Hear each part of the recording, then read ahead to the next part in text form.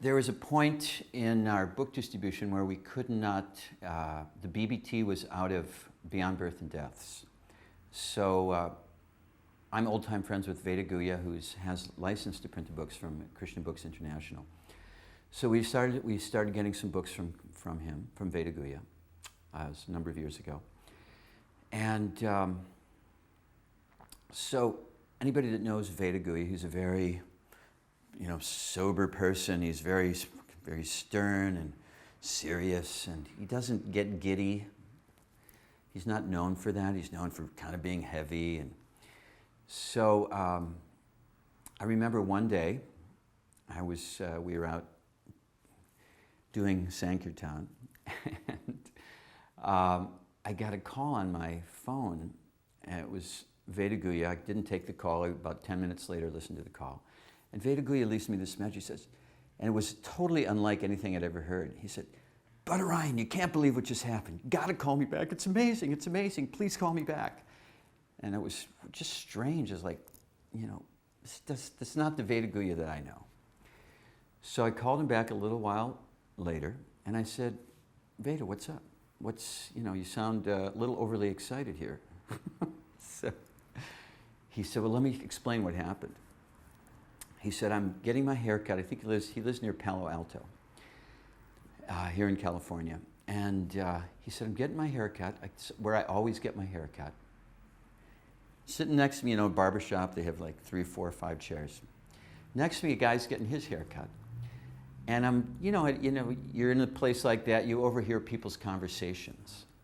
So I'm overhearing this guy talk, and the barber's asking him about, he says, "So, tell me about your, The guy goes, "Yeah, I just got back from this trip to New York," and he's talking about his trip to New York. And he said, "You know what?" He said, "The coolest thing about my trip to New York was I met this guy at Rockefeller Center."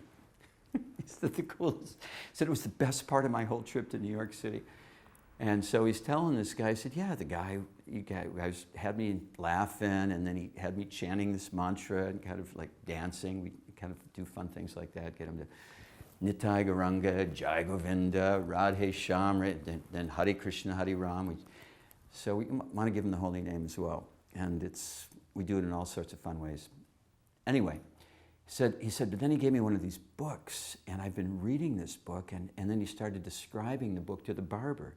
And he said, "This book has been blowing my mind. It's like, this is the real deal. I'm like, I've been looking for this, and I met this guy, and unexpectedly, it was hysterical, and then he gave me this book, and it's amazing."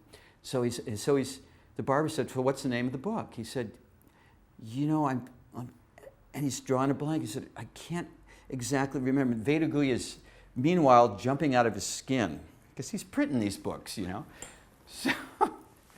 So there's only a few of us that do this there, because they only allow just a handful of us that they've kind of know to work there, because we're so visible to the public.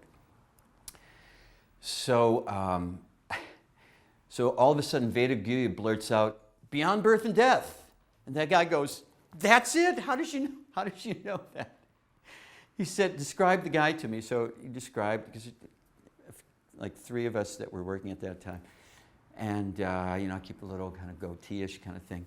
He said, "I print the books for that guy. That's how I know the title of the book." And the guy goes, "You're kidding me, So Veda Guya was like a kid in a candy shop, like a kid that got his first bicycle or his first guitar or something, And he was just ecstatic with glee like a child, because, maybe there may be political controversy, who's printing books, this, that, and the other, but it's Prabhupada's books, and he has license. So,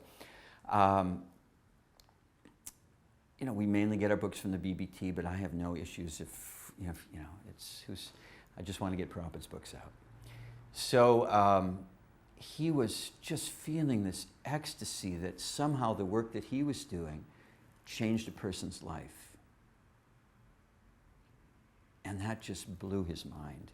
And it was like right there in his hometown, a guy sitting next to him getting his haircut, where he gets his haircut every few weeks for years. And the guy's talking about a guy he met in New York City, and the favorite thing that happened was to meet a devotee or somebody like me that's trying to be a devotee. And he got Prabhupada's book, and he got the holy name. So Veda he reverted back to childhood, the ecstasy of being a Hare Krishna devotee and doing something for his guru. That was priceless.